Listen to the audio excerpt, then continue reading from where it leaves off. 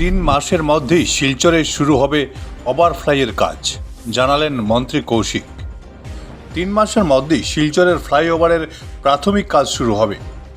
আজ শিলচর বিজেপি অফিসে এক সাংবাদিক সম্মেলনে এই মন্তব্য করেন মন্ত্রী কৌশিক রায়। তিনি বলেন, 2টি পর্যায়ে এই ফ্লাইওভার হবে। 700 কোটি টাকা মঞ্জুর হয়েছে। এছাড়া বরাকে মিনি সেক্রেটারিয়েটের নাম থেকে মিনি শব্দটি উঠিয়ে দেওয়া হবে। এটি একটি পূর্ণাঙ্গ সেক্রেটারিয়েট হিসেবে ঘোষণা করা হবে। Bureau report, Barak vision. 2015 সালের ফেব্রুয়ারি মাসে শিলচরে পৌরসভা নির্বাচন হয়েছিল। আর এই পৌরসভা নির্বাচনে আমরা শিলচরের মানুষের কাছে ভারতীয় জনতা পার্টির তরফ থেকে প্রতিশ্রুতি দেওয়া হয়েছিল যে আমরা আগামী দিনে শিলচরে উড়ালপুল করার একটা পরিকল্পনা আমরা নেব। শিলচরের যে যানজটের সমস্যা, এই যানজটের সমস্যা থেকে যদি সমাধান করতে উড়ালপুরের ফ্লাইওভারের প্রয়োজন আছে। আমরা সঙ্গে কিছুদিন আগে যখন অগাস্ট মাসে মুখ্যমন্ত্রী মহাশয় এসেছিলেন, সেটা ডিপিআর, সেটা প্ল্যানিং যেটা ছিল সেটা ডিসি অফিসে দেখানো হয়েছিল যে এই বাজেটে এটা 2টা প্রপোজাল, কিন্তু ফার্স্ট ফেজ হিসাবে সরকার এই বাজেটের মধ্যে 700 কোটি টাকা ঘোষণা করেছে, ধার্য করা হয়েছে যাতে আমরা শিলচরে উড়ালপুল আমরা এখানে করতে পারি।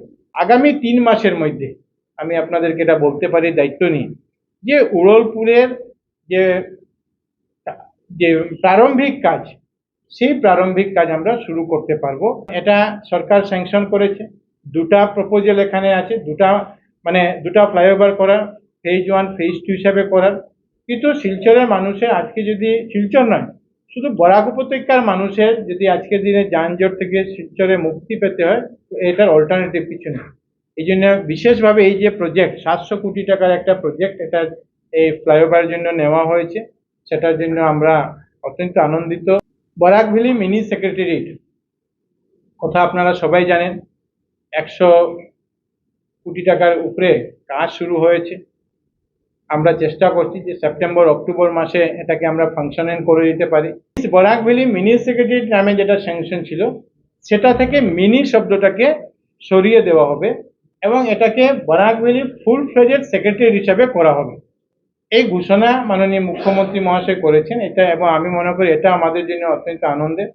এই মাসের মধ্যে, এপ্রিল মাসে পয়লা বৈশাখের আগে আমরা শিলচরে আমরা বরাক ভ্যালি ডেভেলপমেন্ট ডিপার্টমেন্টের একটা কার্যালয় আমরা খুলতে যাচ্ছি সেপ্টেম্বর মাস পর্যন্ত। কারণ অক্টোবরের মধ্যে আমরা সেই নতুন কার্যালয় সেখানে আমরা যাব, যাতে আমরা এখানে যে প্রজেক্টগুলি আছে সেই প্রজেক্টগুলি যাতে আমরা স্পিড আপ করে সম্পূর্ণ করতে পারি। তো এপ্রিল মাসের প্রথম সপ্তাহে পঞ্চায়েত নির্বাচন অনুষ্ঠিত হবে। আপনারা জানেন যে কোর্টে ডিলিমিটেশন নিয়ে, পঞ্চায়েত ডিলিমিটেশন নিয়ে একটা মোকদ্দমা ছিল, সেটার জন্য হয়নি সেটা, এবং কোর্টের রায় যখন বেরোয় তখন 2 দিন পরীক্ষা বাকি ছিল, যিনি আসাম সরকার পরীক্ষার সিজনে এটা করতে চায়নি।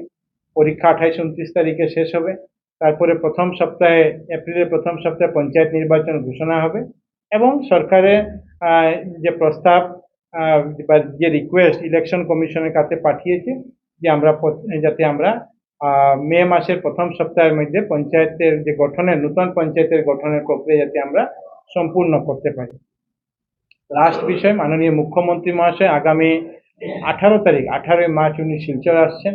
আপনারা জানেন যে শিলচর রামকৃষ্ণ মিশনের প্রতিষ্ঠার 100 বর্ষ পূর্ণ হয়েছে এবং সেই উপলক্ষে সেখানে বিশাল মন্দির তৈরি করা হয়েছে। বেলুর মঠের যিনি অধ্যক্ষ উনি উপস্থিত থাকবেন। বিভিন্ন জায়গা থেকে রামকৃষ্ণ মিশনের অনেক সন্ন্যাসীরা সেখানে, মহারাজরা সেখানে উপস্থিত থাকবেন।